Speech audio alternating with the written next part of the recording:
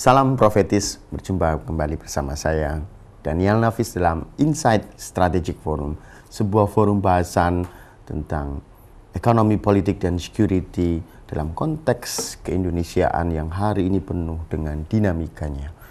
Hari ini kita akan membahas tentang sebuah wacana yang cukup strategis, bukan hanya sekedar wacana, tapi adalah realitas yang terjadi di Republik tercinta ini tentang demokratisasi. Seperti yang kita ketahui, demokratisasi cukup deras, khususnya demokratisasi yang lebih mengarah kepada liberalisasi, yaitu ketika pasca reformasi. Hari ini kita akan membincangkan bagaimana peran partai politik yang hari ini berjumlah 38 partai, kalau dijumlah dengan partai lokal yang di Aceh 44 partai.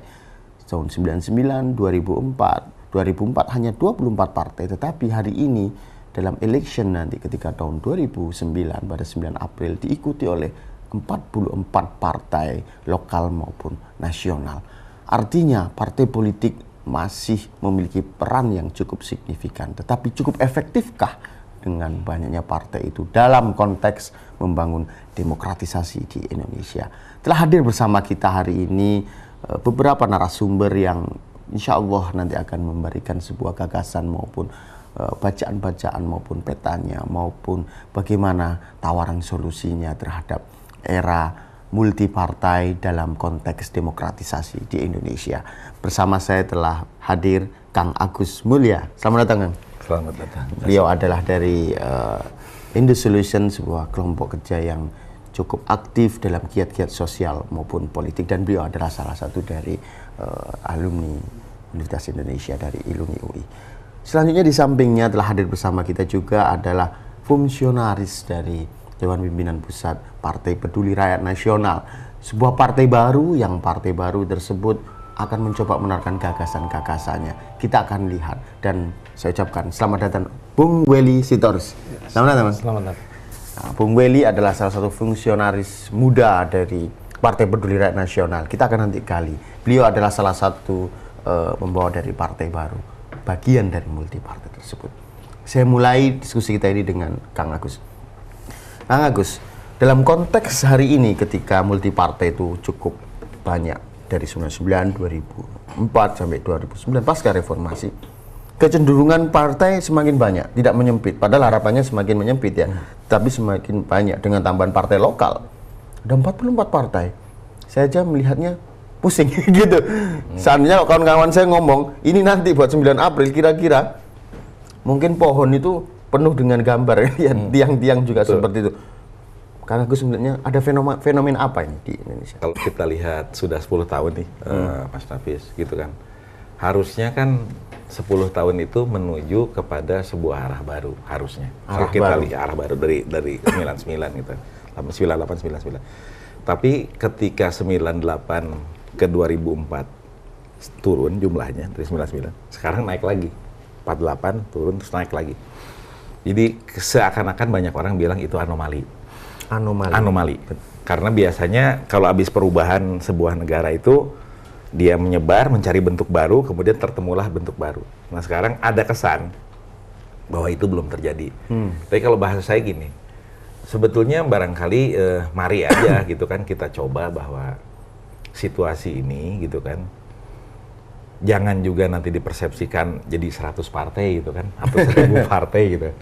Tapi katakanlah yang 2009 ini adalah bagian dari proses, kalau orang sakit tuh biasanya habis sakit, agak sembuh, rada sakit lagi terus sembuh. Nah mudah-mudahan di 2009 ini bukan agak sakit terus makin sakit gitu kan, tapi terus sembuh. Itu yang pertama. Nah, oleh karena itu cerita 2009 yang sekian banyak partai ini, kalau saya lihatnya Mas Nafis, barangkali jangan dilihat nanti banyak pohon, banyak gambar. Gitu kan. Tapi marilah kita bersama-sama mendudukkan situasi Indonesia yang sekarang ini. Kalau kita dengar nih, kebetulan kan partai banyak, harusnya aspirasi masyarakat makin naik gitu kan. Jadi karena itu marilah kita misalnya bicara yang paling substansial hari ini apa? Apakah tujuan kemerdekaan misalnya ketika bangsa ini, masyarakat ini sudah mendekati atau menjauhi? Nah, jadi partai ini saya ajak gitu kan, yang 38 nasional dan dengan Aceh menjadi 44 gitu kan. Itu barangkali mari bicara di situ. Dan ini kesempatan juga buat partai-partai gitu kan untuk mendapatkan legitimasi dari banyak orang. Ya. Karena selama ini kan kesannya enggak, legitimasi kalau moral tuh di kampus. Legitimasi profesional tuh adanya di perusahaan. Legitimasi hormat segala macam tuh adanya di kerajaan atau di birokrasi. Nah, sekarang Indonesia dengan balik lagi tadi cerita demokratisasi bahwa ini partai perlu dilegitimasi oleh semua orang.